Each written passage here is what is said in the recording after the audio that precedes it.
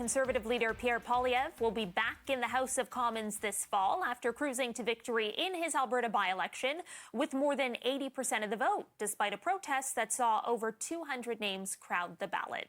Joining us live now is political scientist Dr. Krashinsky. Thank you so much for making time. I really appreciate it. Thank you for having me. It's great to be here.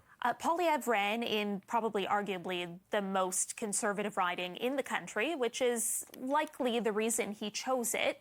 Does that make this victory hollow at all, or is a win a win a win? Well, a win is a win is a win, right? I think, what's worse than your leader losing one election is losing a second election. So, that didn't happen here. But it was a foregone conclusion that Pierre Poilievre was going to win this race. Now, he did about as well as I think he could have hoped for. He got 80% of the vote. He didn't quite match the margin that the person who was dumped out of the race got at 83% just a few months ago. Interestingly, the independent candidate, Bonnie Critchley, did quite well. She got 10% of the vote, outpacing other members of different parties. So I think it's good for Poilievre that he, can probably put this chapter behind him. But I think there are going to be serious questions about where the party goes from here, if they are going to think about a serious leadership review in January, or whether he's going to be the first Conservative leader in the past few years to get a second kick of the can and have another federal election where he's the leader at the helm. Yeah, now that attention turns to that leadership review, triggered, of course, by his election defeat. So far, no one has publicly challenged his leadership, but I wonder what challenges Pierre Poilievre might face in passing and surviving that vote.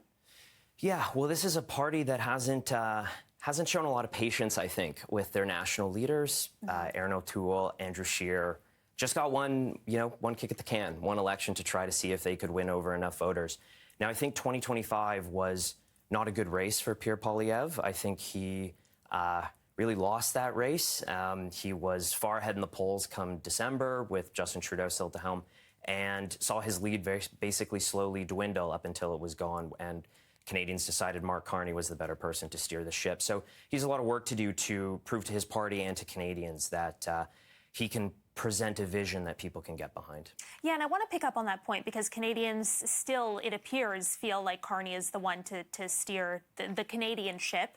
The most recent polling numbers from Liaison Strategies, it shows the Carney government is holding a 9-point lead over Pierre Poilievre's Conservatives, and Carney himself is enjoying a 64% approval rating. So what does Pierre Poilievre have to do in this fall sitting of Parliament to make up that ground? Yeah, well, I think what Pierre Poilievre has shown is he's best at being an opposition attack dog, right? He did very well bringing down the Trudeau government and directing attention on issues that Canadians weren't happy about. So he was very effective as the leader of the opposition previously. I think you have to give him credit for that.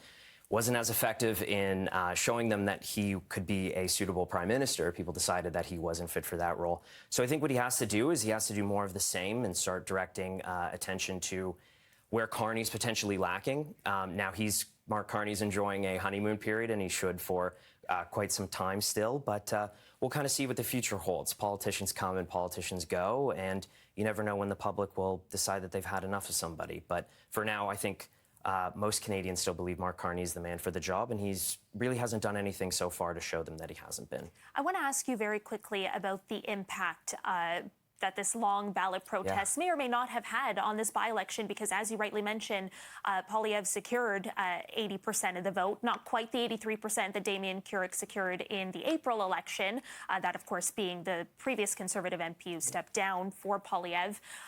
What impact, if any, did this protest have on this race? It's a great question.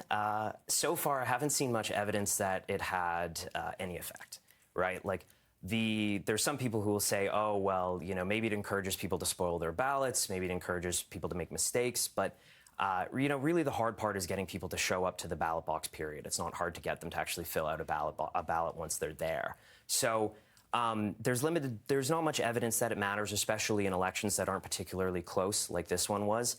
But the protest has been effective. I think Pierre Poilievre sort of played right into their hands by saying that this was unfair, that this was a scam. And, that's about as good a PR plan as you can get when you're, a protest movement that wants a, federal leader to say, this is unfair and we need to do something about this. So that drew a lot more attention to their cause, and I think got more energy behind it. But whether it had an electoral effect, I don't think so. Okay, Dr. Louis Krashinsky, I have to leave it there. I'm out of time. Thanks so much for your insight. Appreciate it. Thank you.